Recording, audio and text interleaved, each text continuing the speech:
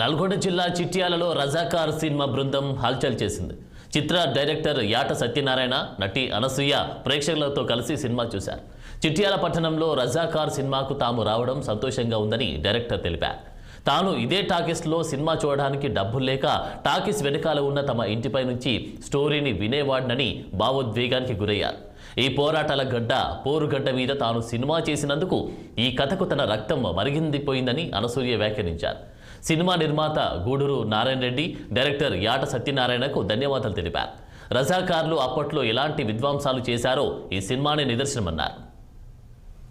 ఒక cinema lover గా బాగా అనిపించింది, కానీ ఈ పోరాటాల గడ్డ పోసుగడ్డ మీద మీ ఫ్యామిలీతో మీరు ఇక్కడ ఇంత చరిత్ర తెలుసుకున్న తర్వాత ఎలా అనిపించింది?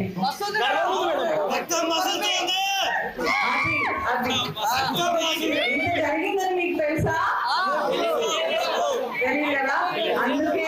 అందుకే మీ ఊరి బిడ్డ మా యాట సత్యనారాయణ గారు, మా డైరెక్టర్, ఈ సినిమా చాలా ధైర్యంగా మా ప్రొడ్యూసర్ గారు గూడూరు నారాయణ రెడ్డి గారితో రజాకార్ అనే మూవీ మన చరిత్రని ఇంట్రడ్యూస్ చేయడానికి అది దౌర్భాగ్యం ఇప్పుడు మనకి తెలుసుకోవాల్సి వస్తుంది. కానీ థ్యాంక్స్ టు యాట సత్యనారాయణ గారు.